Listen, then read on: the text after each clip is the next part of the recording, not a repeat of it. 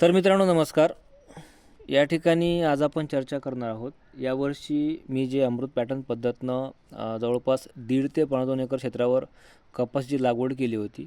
तर त्यामध्ये नेमकं उत्पन्न किती झालं, त्यानंतर खर्च किती आला, मी कुठल्या कुठल्या चुका केल्या आणि ज्या चुका मी केल्या त्या चुका तुम्ही कशा काय टाळू शकता, याबद्दल आपण चर्चा करणार आहोत.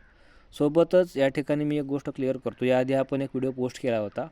तर त्या व्हिडिओमध्ये मी माझं जे 4.5 एकर क्षेत्र आहे त्यामध्ये मला किती खर्च लागला आणि किती उत्पन्न झालं याबद्दल आपण माहिती दिली होती. तर त्या व्हिडिओमध्ये आपण अमृत पॅटर्नबद्दल चर्चा केलेली नव्हती. बऱ्याच शेतकऱ्यांचा असा गैरसमज झाला की तो व्हिडिओ अमृत पॅटर्नवर होता. तर हा जो व्हिडिओ आहे या व्हिडिओमध्ये आपण अमृत पॅटर्न पद्धतीनं जी लागवड केली होती त्यामध्ये काय उत्पन्न झालं आणि खर्च किती आला याबद्दल चर्चा करणार आहोत. तर बघा, सर्वप्रथम मी या ठिकाणी एक गोष्ट क्लिअर करतो. आत्ताच्या काळात जे शेतकरी अमृत पॅटर्न पद्धतीनं लागवड करत आहेत, खरोखर अतिशय चांगल्या प्रमाणात उत्पन्न घेत आहेत. जवळपास 30-35 क्विंटलपर्यंत त्या ठिकाणी उत्पन्न घेणारे शेतकरी आहेत आणि असे हजारो शेतकरी आहेत जे आपले अमृत पॅटर्नचे जनक आहेत, माननीय आपले दिनेश भाऊ देशमुख तसेच माननीय अमृतजी देशमुख. तर यांच्या मार्गदर्शनाखाली कपाशी असेल, हरभरा असेल, मका असेल, गहू असेल, अशा वेगवेगळ्या पिकांमध्ये विक्रमी उत्पादन घेणारे शेतकरी आपल्याला दिसतात. त्यामुळे ही पद्धत अतिशय चांगली आहे आणि जे अमृत पॅटर्नचे जनक आहेत माननीय अमृतजी देशमुख, त्यांचा स्वतःचा जवळपास 35 ते 40 वर्षांचा अनुभव आहे. त्यामुळे अतिशय चांगली पद्धत आहे, खर्च कमी आहे आणि शाश्वत पद्धत आहे. त्यानंतर या ठिकाणी कुठल्याही प्रकारची शेतकऱ्याची फसवणूक केल्या जात नाही, कारण की त्यांचे कुठलेही उत्पादनं नाहीत आणि शेतकऱ्यांचा फायदा कसा होईल, कमी खर्चात जास्त उत्पन्न कसं शेतकऱ्यांना घेता येईल यावरती मार्गदर्शन केलं जाते आणि हे एकदम निःशुल्क असते. तर मित्रांनो, जास्त वेळ न घेता आपण सुरू करूया. बघा, यावर्षी आपण जी लागवड केली होती ती जवळपास 1.5 ते 2.5 एकर क्षेत्रावर केली होती. लागवडीचं अंतर जे होतं ते 4-6 अशा प्रकारचं होतं. आता बघा, या ठिकाणी अमृत पॅटर्न पद्धतीमध्ये 4-6 या लागवडीच्या अंतरात एका एकरात 8,700 रोपं सुरुवातीला बसतात. या ठिकाणी आपण बियाणं लावलं होतं. ही जी संख्या आहे हे उगवणीनंतरची आहे. तर आपले 37 तासं होते आणि एका तासात जवळपास 385 झाडं होते, म्हणजे हे ॲव्हरेज काढला होता मी. तर याला आपण गुणाकार केला तर एकूण आपले जे रोपं होते किंवा झाडं होते ते 14,245 होते, भागीला 8,712. तर आपलं क्षेत्र जे आहे आपण हे असं कॅल्क्युलेट केलं आहे, 1.5 एकरपेक्षा थोडंसं जास्त होतं. आपला लागवडीचा दिनांक जो होता तो 28 जून 2025 होता. त्यानंतर आपलं क्षेत्र जे आहे ते पूर्णपणे कोरडवाहू आहे. आता आपला जो भाग आहे हा विदर्भाचा भाग आहे. विदर्भ, जिल्हा अमरावती, तालुका दर्यापूर. नियोजन आपण अमृत पॅटर्न पद्धतीनं केलं होतं 4-6 या लागवडीच्या अंतरात. तर जे झालेलं उत्पन्न आहे ते मित्रांनो 20 क्विंटल झालं.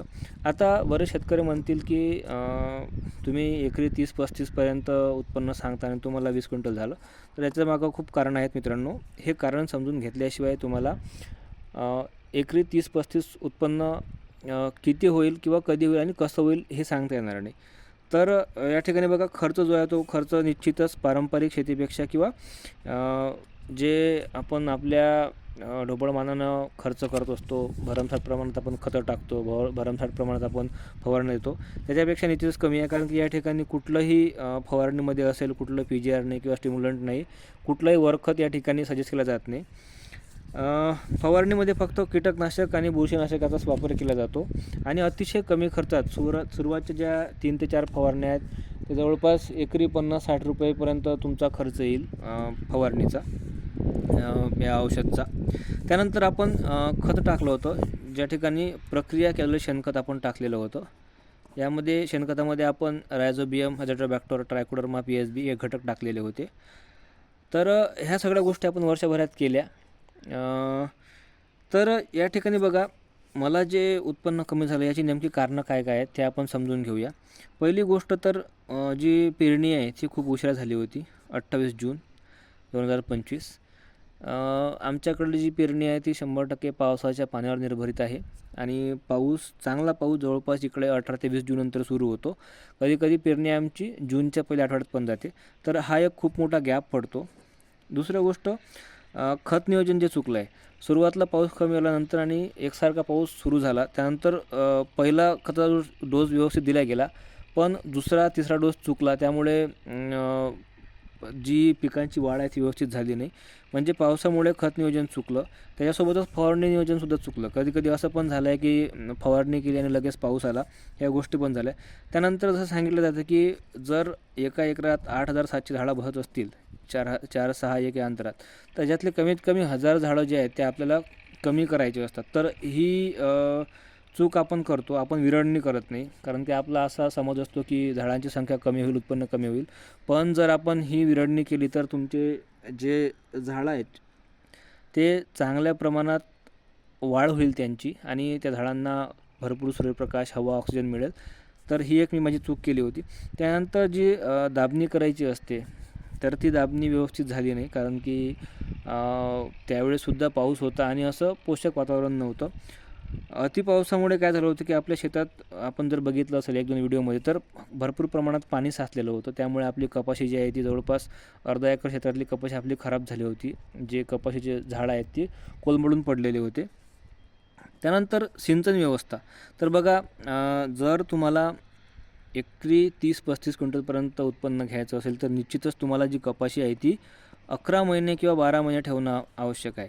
म्हणजे मी फक्त लागवडीनंतर जो पहिला भार असतो तोच घेतला आहे. मी फरदड या ठिकाणी घेतलेली नाही. बऱ्याच शेतकऱ्यांना फरदड माहीत असेल, म्हणजे रिफ्लस ज्याला आपण म्हणतो. पहिल्यांदा जे उत्पन्न ते काढलं जातं, त्यानंतर परत पाणी देऊन सिंचन करून परत त्याची नवीन पालवी जी येते त्यावरसुद्धा उत्पन्न घेतलं जातं. तर ह्या आपण घेतलेलं नव्हतं. फक्त एकच ज्याला आपण अर्ली व्हरायटी म्हणतो, तर ही मी अर्ली व्हरायटी लावलेली होती. अर्ली व्हरायटीवर आपण फरदड घेऊ शकत नाही. त्यानंतर बघा, जसं अमृत पॅटर्नमध्ये सांगितलं जातं की जेवढं लागवडीचं अंतर जास्त तेवढं उत्पन्न जास्त. तर आपलं अंतर जे आहे हे 4-6-1 आहे. आणि जसे आपले मार्गदर्शक दिनेशभाऊ देशमुख सांगतात की हे ट्रायल आहे. ॲक्च्युअल जर तुम्हाला चांगलं उत्पन्न घ्यायचं असेल तर लागवडीचं अंतर जे आहे ते 5-7-1 एवढं तरी कमीत कमी असायला पाहिजे. त्यानंतर जेव्हा आपण शेणखत शेतात टाकणार होतो त्यावेळेस भयंकर पाऊस होता आणि त्या पावसामुळे जे एकदम व्यवस्थित प्रक्रिया झालं शेणखत जे आहे ते पूर्णपणे ओलं झालं होतं. त्यामुळे ते व्यवस्थित शेतात पसरवता आलं नाही. तर ह्या काही चुका म्हणता येईल किंवा निसर्गासमोर कोणाची चालत नाही.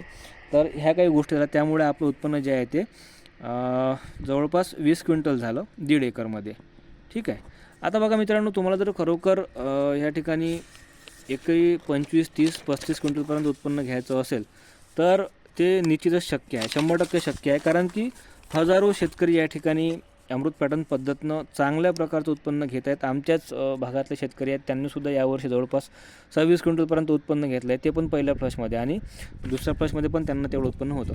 मीसुद्धा जर ही कपाशी 10 ते 11 महिने ठेवली असती, म्हणजे लागवड जर आपली जूनमध्ये झाली असती, तर येणाऱ्या एप्रिल किंवा मेपर्यंत आपल्यालासुद्धा या 1.5 एकरच्या क्षेत्रात 35 क्विंटल किंवा 40 क्विंटलपर्यंत उत्पन्न घेता आलं असतं.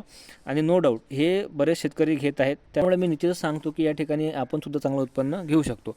तर बघा, या ठिकाणी मी एक प्रश्न लिहिला आहे की एकरी 30 ते 35 क्विंटल उत्पन्न घेणे शक्य आहे का? तर हो, 100% शक्य आहे. यासाठी आपल्याला काय काय गोष्टी ध्यानात घ्याव्या लागतील बघा.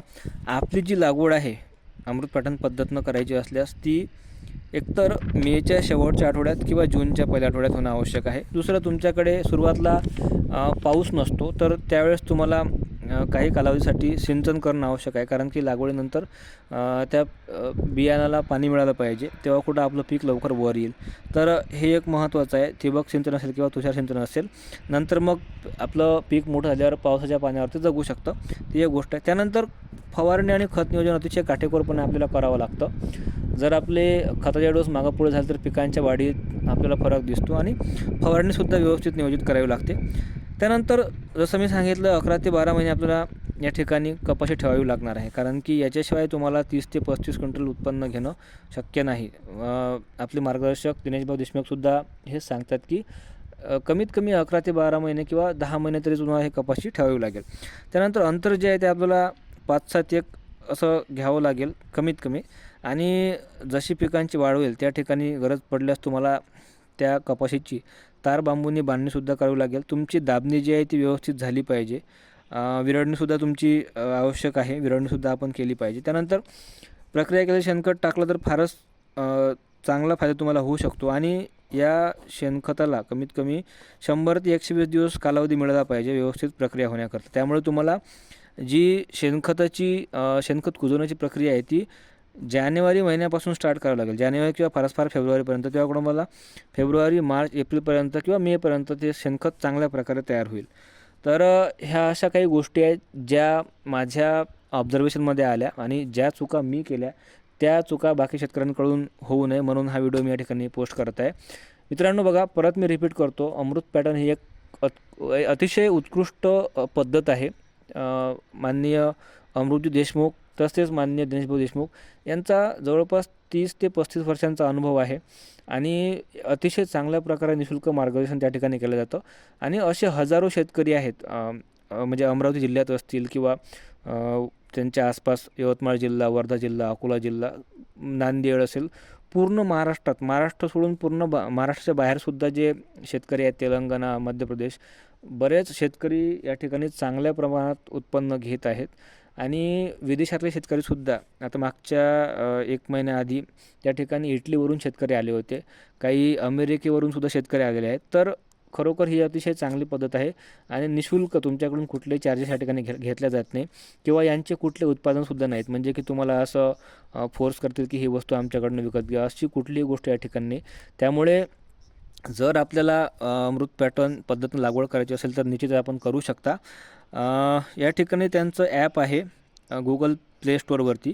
तुम्हाला गुगलवरती सर्च करावं लागेल. गुगल प्ले स्टोअरवरती अमृत पॅटर्न नावाने ॲप आहे, तर तुम्ही ते डाउनलोड करू शकता आणि यासंबंधी अधिकची माहिती त्या ठिकाणी मिळवू शकता. तर मित्रांनो, या व्हिडिओला जास्तीत जास्त शेअर करा, लाईक करा आणि चॅनलला सबस्क्राईब करा. धन्यवाद.